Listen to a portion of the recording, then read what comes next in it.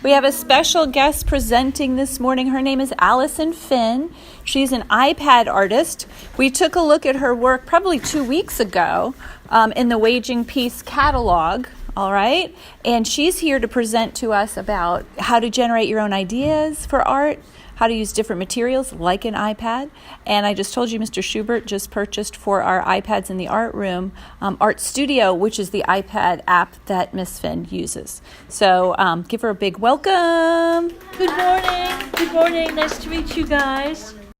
Well, I thought I'd give you a little video show of my artwork. I'm just an amateur. I've just been dabbling in this for the last couple of years.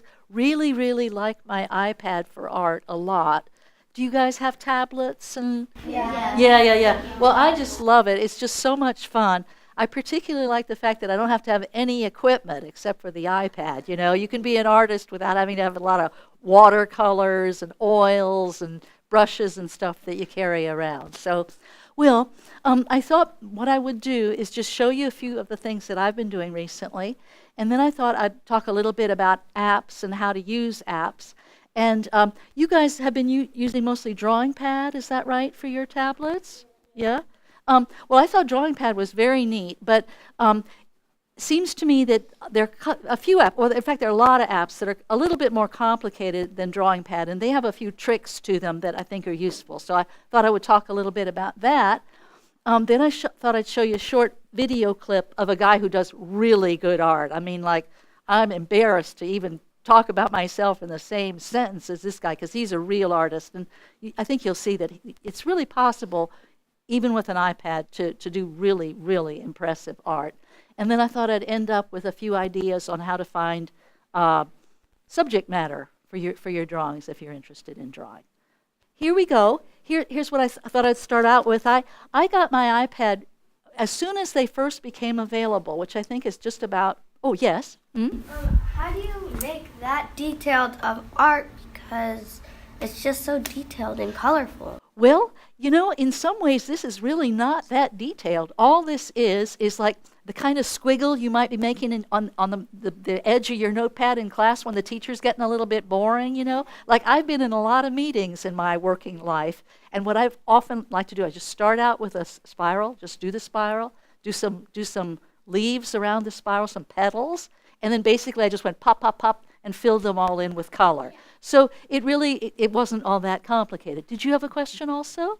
I love drawing, and sometimes I just like to doodle on my mouse. Exactly, and this is nothing more than a doodle. But I'm lucky enough to have this iPad, which can make it look like, you know, art, sort of, because you can make it real big. You know, I could print this out so it's the size of this wall if I wanted to, you know, and I can choose all, yeah. I mean, you know, you draw a little drawing in art class with your pencil, well, that's as big as it's going to get unless you scan it and do all kinds of complicated computer stuff. But this, you go to a print shop downtown, and you say, look, I want this 8 feet by 20 feet, and, you know, they cost you a lot of money, but they can do it. So what were you going to say? When did you start, like, drawing? Well, as I say, I was lucky enough to be able to quit work and, you know, had enough money to not have to work for a little while. So I really started doing this about 3 years ago. And my son gave me an iPad, and I just thought, wow. So I just sort of went to town. I'm going to show you in 5 quick images my evolution as an artist in these last years. I start out with my doodles, which is a little bit like what I was doing an awful lot in the office. And then I go into a little bit more abstract stuff. Again, it's just squiggles filling in with color. It's basically just lines and color. Yes? What inspired you to do that picture? I really like the idea of kind of surreal landscapes, something that's not at all realistic. And one thing that really appeals to me about all art, but especially iPad art, which is easy and quick, is that you can do all kinds of stuff that's fantasy, you know? It's nothing to do with what goes on in the real world. So I guess I was just sort of attracted to that, sort of the idea of maybe what's it like at the bottom of the ocean, something like that. You know, one thing that happens a lot with, I think, any kind of art is that you start to use the method, you do the kind of images that the app that you're using or the kind of paint that you're using is most, you know, it works best with it. So in other words, what I'm trying to say is that when you work with an app, doing circles is very, very easy. So this is something where I tended to be using a lot of circles, just because this works well with circles. How do you like mix the colors? Well, I'm going to show you that in a second, okay?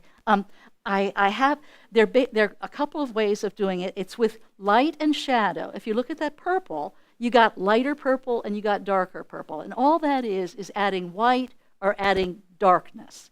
And then with the globe there, the globe in the back, you can use what I think you guys maybe call ombre. I don't know if you've heard of this, but it's basically just shading. It's going from one color to another color from side to side. So I'm hoping to show you all that. I hope this is not going to get too complicated for you guys. Here's another one of my early ones.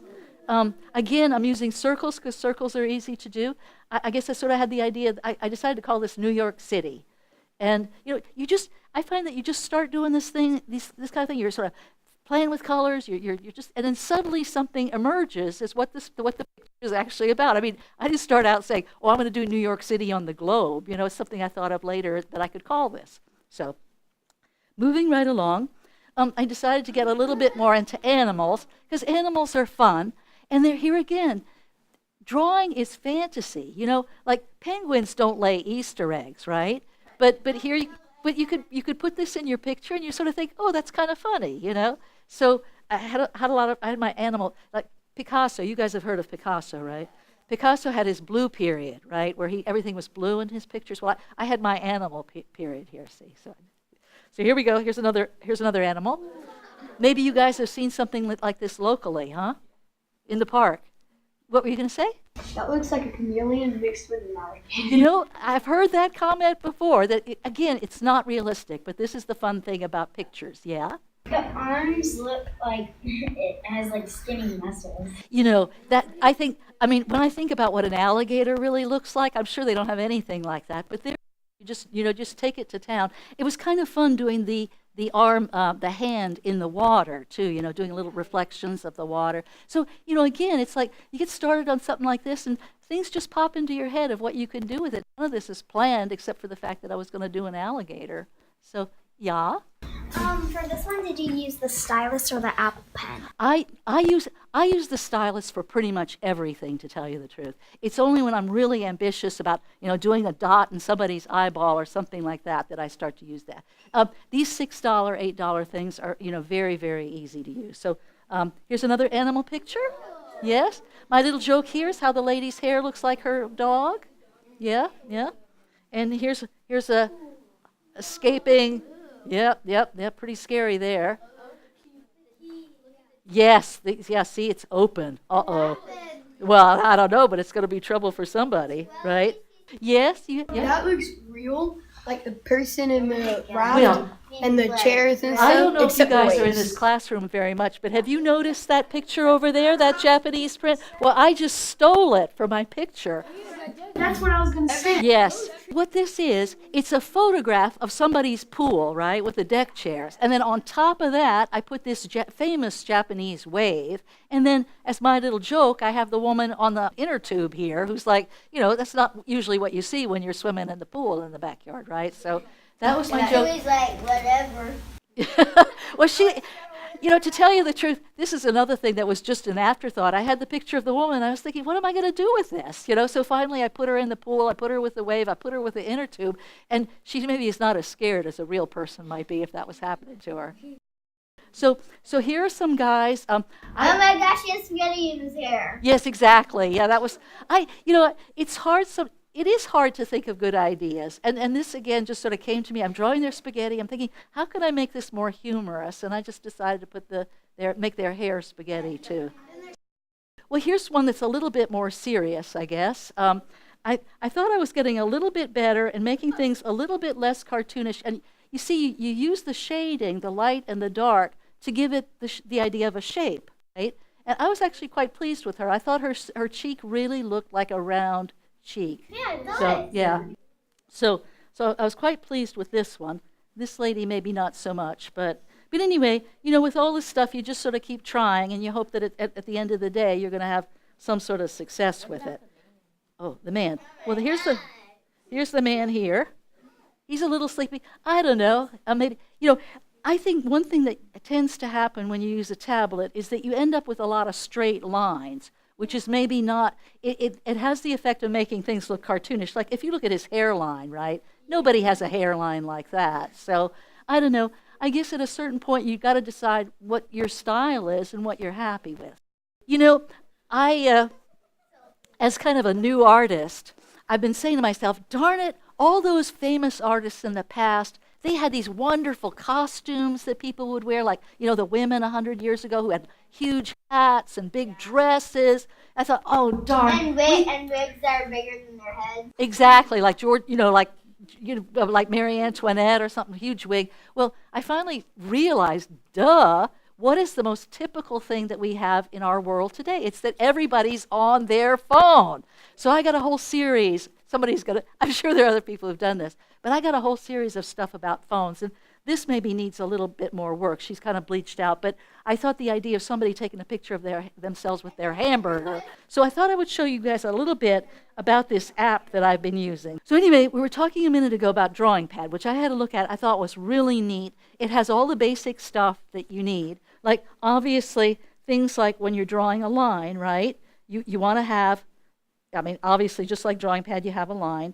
And you can change the size of your line, just like Drawing Pad. And you can change the color intensity of your line to make it a little bit more see-through, stuff like that. But I thought I would point out to you guys maybe a couple of apps that have a couple of other fancy features, just 2 or 3, that I think open up a lot of possibilities on stuff like the shading that we were talking about, making surfaces look like they're closer or farther away. The one I use is called Art Studio. No particular reason, except I happened to come across it early when I started doing this stuff. I like it because it's very easy to see for me. You know, you can see all your tools, like your brushes, your eraser, your fill bucket, and then you have a choice of color palette over there. A lot of other apps make it harder to find these things right on the screen. So I just happened to choose this one. There are a couple others. There's a very famous one called Procreate. All the fancy artists use Procreate. President Bush, you guys know about President Bush? You know, after he retired as president, he had become quite famous as an artist. And he uses oils a lot, but he also uses an app called Penultimate. So I don't want you guys to think that this is the only one out there. There are tons and tons of them, and they pretty much all have the same features that I was just going to talk to you guys about for just a second or two. This, like Drawing Pad, has a back button, which of course is essential, right? Because like all of us make a lot of mistakes. But just a couple of things to show you a little bit about the shadow. One thing I really like about this app, and I'm told that Drawing Pad does have this, I didn't realize earlier, but it has a fill button, which is very, very useful for filling an entire surface like that. And yeah, another feature that I don't think Drawing Pad has, but is really, really important, and most other apps have it, is something, I don't know why they call it this, but they call it Alpha Lock. And you go onto this little side tool there, and you press that little A.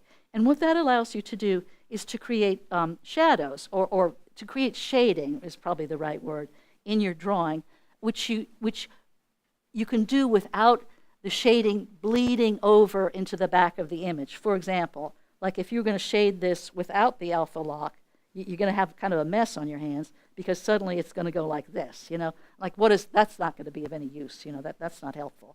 But this Alpha Lock, I don't know why they call it that. Maybe you'd call it Corral or something would be better. But this gives you the ability to use shading right inside your image. So for example, with this, we can create the illusion that maybe, that maybe the light is coming from a particular direction. So let's do that up here. So I have some bright light coming here. That's a little too bright, I'd say.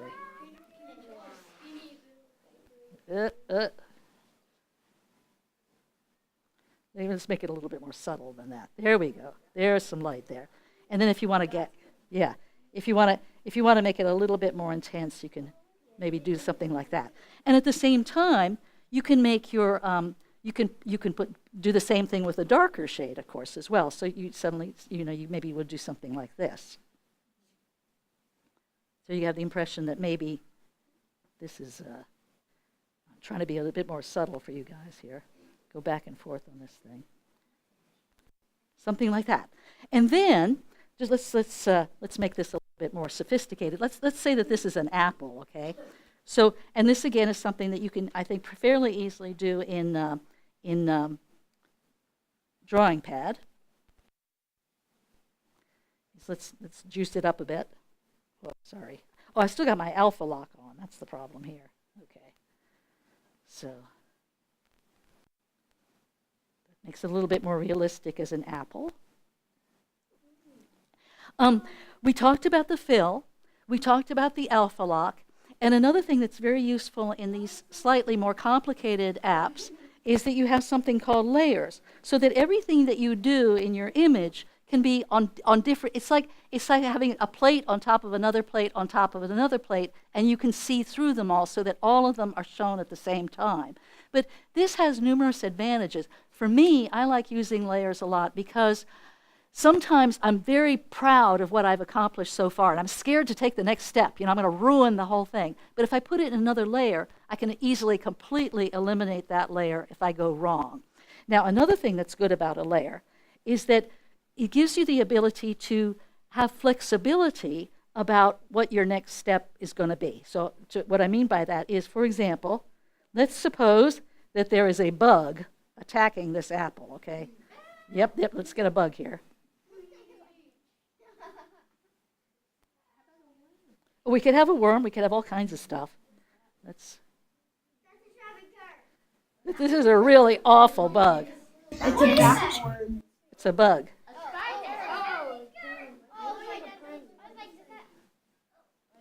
Ugh, ugh. Well, I didn't want to make it too realistic because I'm scared of cockroaches myself. So anyway, we got that bug on a completely different layer here, okay? And so let's transform it. Now this is a tool, this is a way of making something bigger or making it rotate or making it move around the surface of the image, okay? So let's fool with this bug a little bit. So let's, for example, put this bug on top, right? And then another thing we can do if we want to is make this bug really, really big, okay? Yeah. So there you go. So those are just a couple of ideas. Again, just a few other functions that some apps have that have a lot of, if you fool with them, they have a lot of flexibility. Filling, shading, and transforming size. So anyway, just to move rapidly right along here, just wanted to show you a little bit more about what you can do with these apps. Now here's the same idea, okay? Here we have exactly the same thing as we had before, which is I just filled in a shape. And I've already done a little bit of work on this drawing, and we have another layer that we can now see, and now we see, it appears to be somebody's face, right? How did you make that? Well, I just the same things that we've been talking about a minute ago. I do a line, I fill in the line. All these eyes are the outline of the eyelid filled in, the outline of the eyeball filled in, and so on. Now, I did a little bit of detail on this. We were talking a minute ago about the Apple Pencil. Sometimes it's a little bit easier to do detail on this. That's a potato with eyes. See, this is easy stuff. So anyway, we talked a minute ago about, let's put a bit more. And now here's some shading we can put on here. Now, we talked a minute ago about this alpha lock, okay? So just real quick, to just give you a little bit more of an idea of how you can put a little a shadow into this lady's face. Let's fool around with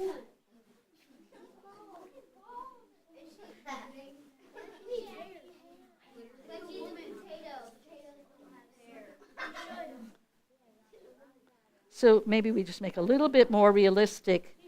So I think you get the idea here, right? I mean, she does look like she's been beaten up a little bit here, but you get the idea, I think.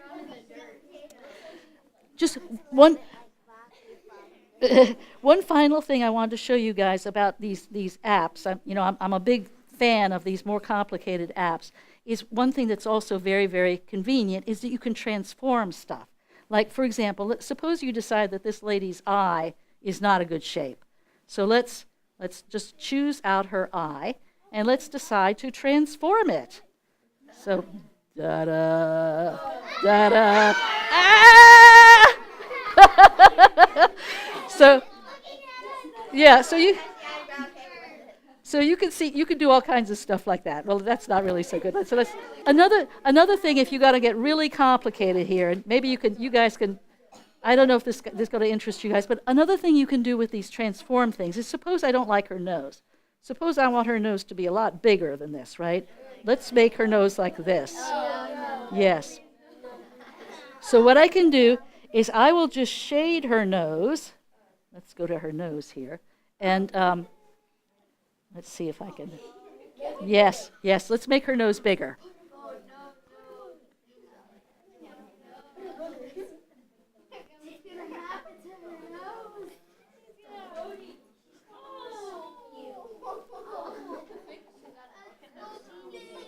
There you go. She's not quite as beautiful anymore.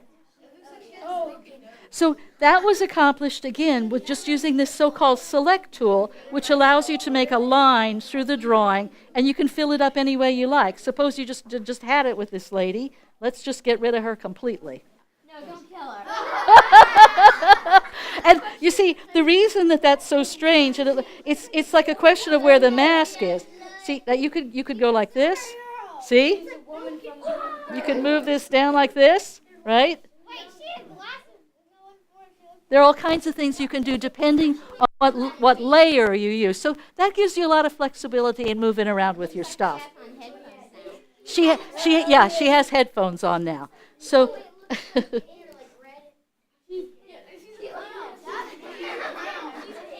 so just real quick, I wanted to show you my picture that I don't know if you've seen this, but it's in the book. But anyway, this was a very difficult assignment because the idea was to show something that's called would illustrate the idea of waging peace, just like you'd wage war. But peace is in fact something very passive. It's not something you really wage. So I didn't really know what the heck to do with this, but I ended up with this woman sort of trying to aim for some sort of like watery paradise or something. It just sort of popped out. I actually didn't think it was very good, so I was kind of surprised that they included it. What were you going to say? What was your inspiration on this? Like what inspired you? The people who were running this contest said that they wanted something that was going to be similar to the concept in the famous painting Guernica. Have you guys heard of that? Guernica was done. You all said you heard of Picasso, right? One of Picasso's most famous paintings is called Guernica. It's a very abstract, somewhat cartoony picture of a war crime, basically, where a city was kind of massacred during the Spanish Civil War back in the 1930s. So it's full of a lot of violent imagery, and I just stole it, to tell you the truth. That hand holding the broken sword, the other hand, the strange cat-like monster coming out of the walkway. Yeah, all that, and the foot, all that straight from Guernica. I guess the idea was somehow she's overcoming war, she's going off to some sort of paradise or something. It really doesn't make any sense, but I don't know. What is that? What's the thing like right next to the girl, like that thing with the That's actually right out of Guernica. Guernica is full of like strange, spooky nightmare images, unrealistic stuff, stuff you'd never see in real life. But it's some sort of cat monster, and there are a lot of the shapes of the bombs and the airplanes in this are also right out of Guernica. The only thing that I did was the woman, and of course I had a lot of, I don't know. I did what I could.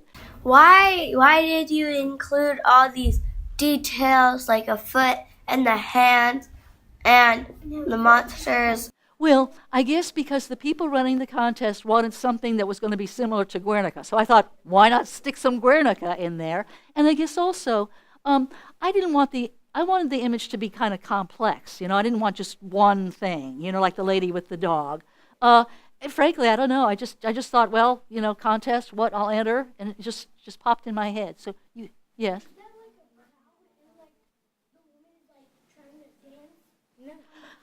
Well, I guess I like the idea of the path because, they often talk about path to peace and stuff like that, that she was above all this and just was heading off on this walkway.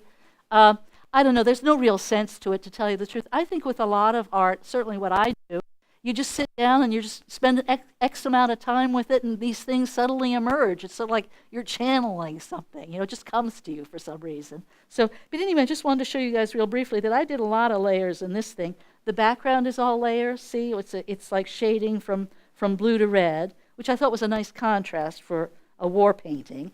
And then there's other stuff that just... Yeah, I guess I just do layers again, just to sort of... 32. When you have an idea for something for your background, well, you don't know whether it's going to work, and you're kind of committed to it if you haven't chosen another layer. I sometimes go to a workshop with some other artists. We are all drawing a model, and these guys are all using charcoal and paper, or they're using pencil and paper, and they say, oh my gosh, if I make a mistake, the whole thing's a disaster. I have to erase, do it all over again. I can't just move somebody's nose just like you can using a tablet. I'm talking about me.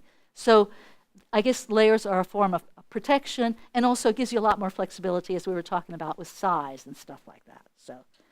So anyway, I thought next I would show you guys a brief video. This is a video, this guy, Seiko Yamamoto. I'm a huge fan of his because he uses the same app that we're talking about. This is a famous painting by Vermeer, and this guy, Mr. Yamaoka, can do this on he's actually using a phone. And he starts out with doing a sort of shaded gray background, which is apparently what a lot of artists do to sort of put their shadows in as they go along, really starting at the beginning. But as you can see, the image of the person is starting to emerge.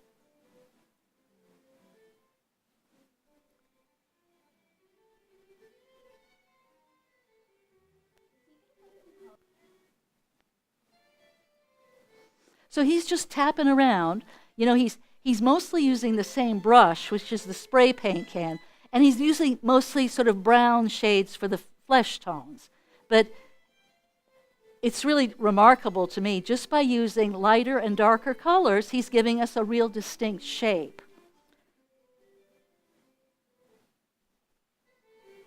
See, and he's just going on and on here.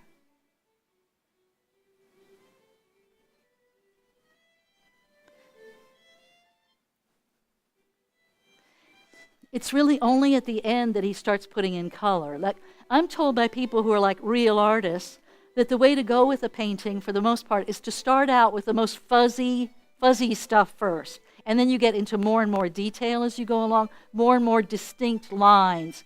And this, see, like he's putting the dot in her eye there, which is really quite a bit of detail, but it's very realistic. It gives you the idea that there's a light on in the room. So that's I think, a real good touch.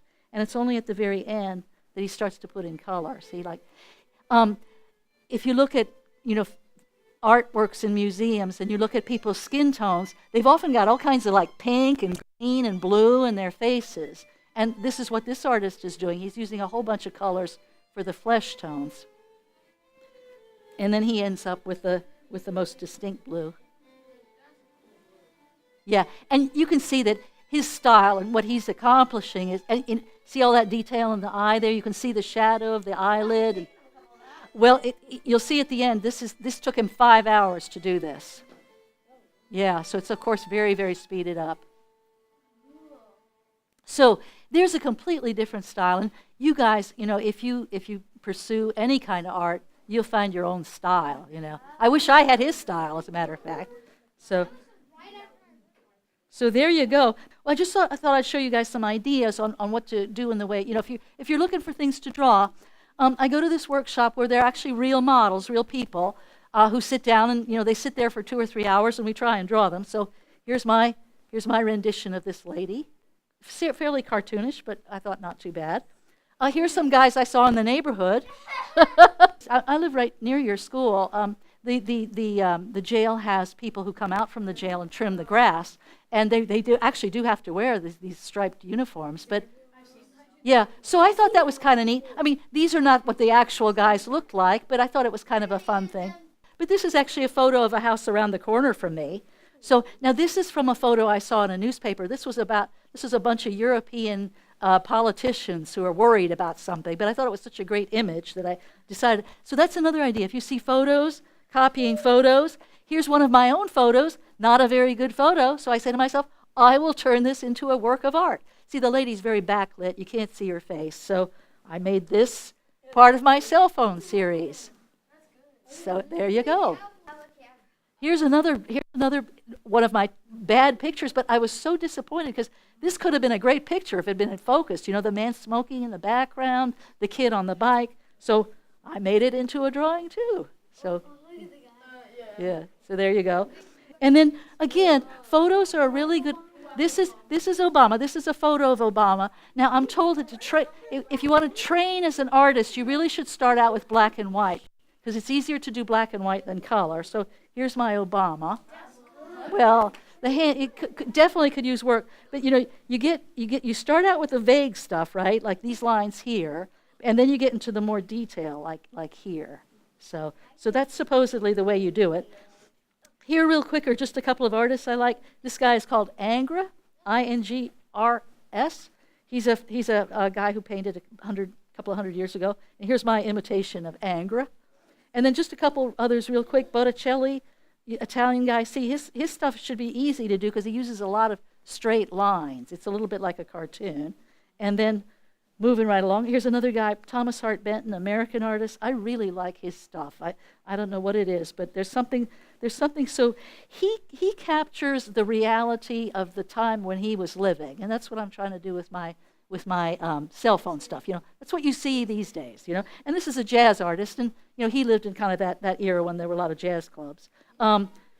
Here's another guy, Cranach, his name is. He's another guy that I think is very suited to iPad type drawing because, see, got fairly distinct lines there. And there's so much personality in the faces that he does. So, and then just finally, I just love this Japanese stuff. Again, for me, it has the stuff I like. It has the face, it has the arms, and it has the background. A lot of my stuff's been basically just sort of the same thing. And this, again, really lends itself to, you know, if you just have a nice idea, you don't really have to worry an awful lot about technique because it's the overall outline that really counts here. I mean, this guy is so dramatic, you know, and he doesn't really have any shading on him. These, I think, these Japanese prints are often, artists have painted actors. They're kabuki actors. So anyway, I just thought that, you know, to me, whenever you see art that you like, if you sort of think about it and what you could do to make something that was like that is kind of a, you know, it's a good way to proceed. So there you go. Yes? Do you have to ask the people to like use their homes in the background? No. Copyright law is quite complicated. Copyright means that somebody can sue you if you use their artworks. But generally speaking, if something is in a public place, if you take a photograph from the road, they have no copyright and in any case, the problem would be if he had an image of his house, not so much the existence of his house. But it can get very complicated. And one thing, for example, you saw a minute ago, I love that picture I did of those European politicians who are all worried, but it was from a photograph. I mean, I don't think I could ever, if you do something that sort of claims it as your own idea, you got to make sure that it's quite significantly different from the artwork of somebody else.